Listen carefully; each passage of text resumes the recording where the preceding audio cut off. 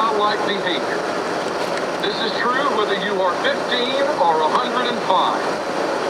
Growing old does not necessarily mean... So anyways, I'm watching just so much depressing news on TV about some nuclear warheads were stolen, a bunch of commanders were fired, and all the stuff about North Carolina. And then I'm watching about, people with the 401ks getting robbed by companies, and nobody being prepared for retirement. And I'm watching it seems like some kind of Wild Wild West thing going on, where it's just every man out for themselves kind of thing. I'm seeing even families taking down each other. It's really sickening. I can't even believe what's going on in the world. It's becoming so cold, and I'm just praying that Jesus comes back, soon. Because I can't imagine how much worse it can get, People losing Foodstamp benefits, people starving, homelessness, cost of providing a roof over your head is just crazy, while millionaires are going out, buying more mansions, remodeling. It's just, the way the world is just so sickening. But what I'm seeing is just the people who sold out to Satan basically are benefiting, are doing well. And the economy hasn't affected them. The recession, the depression actually is beneficial for them, and they've even become more wealthy off the poor and the unprivileged, the disabled, the elderly. They've taken advantage of them because they know there's no watchdog person over it. They basically have an open season, so to speak. And it's just really amazing. I'm just praying to God that my car will even drive, because it just, feels like it's on the verge of breaking down. I don't know what to do. Everything's gonna crash. Just the way they set it up. All I can do is just pray to God, please give us the strength, God, and help us, and prolong our cars to run, and send the heavenly mechanics to, drive them, to help us drive and be safe, and to work on our engines and even on our bodies to be able to withstand the trials and tribulations of what's to come,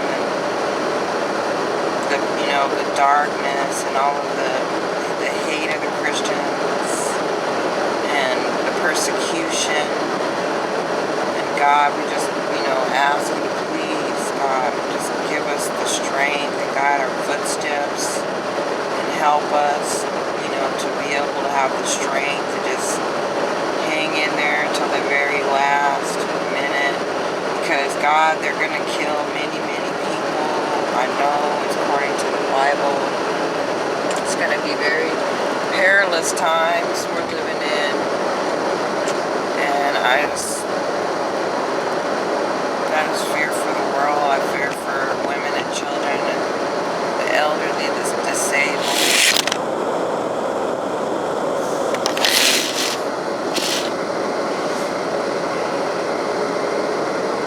What's going to happen,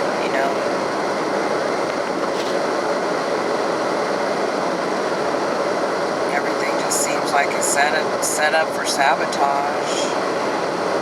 And I don't know, these millionaires. I saw this article that was saying something about, who's the millionaire in your state and all this stuff. And I was thinking to myself, these people are so sick. They got all this money and they sit there and hoard it, okay, and pass it around to one another and benefiting only each other, the elites and the secret societies. But when it comes down to supplementing like the welfare and the Foodstamp programs and everything where people are starving and really need food, or just building food banks, or trying to give people just the basic necessities of life, they can't even do. These millionaires are so, I guess, they're handicapped in a way where they can't have any empathy for humans, and they throw a little money to their own created charities, just like I saw a black child talking about on his videos, which is so true and sickening, that they just funnel the money to each other, and the whole system is just basically run for them.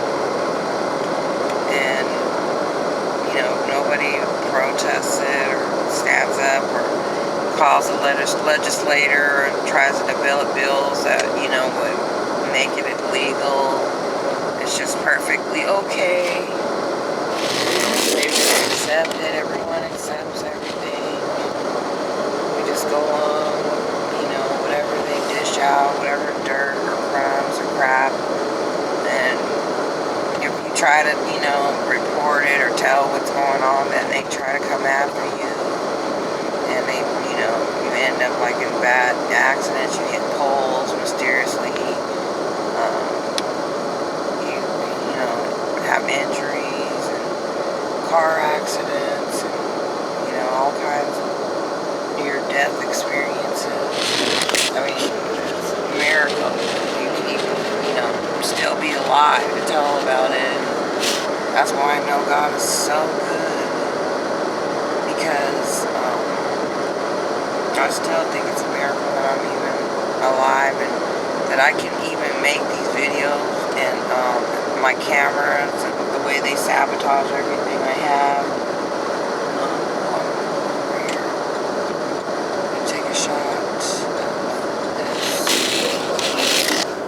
cloud over here, which is so beautiful. You gotta see. Look at this. Isn't that pretty?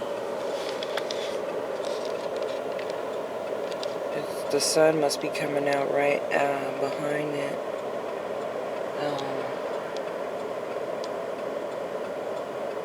It's beautiful. I'm gonna roll my window down so I can guys. I think the sun is just coming out back there. You can see a little bit of it. I don't know what blind ya.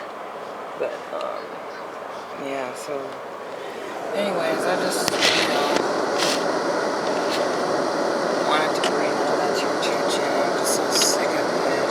I'm sick of these men not standing up and doing anything and just being turned into women. And,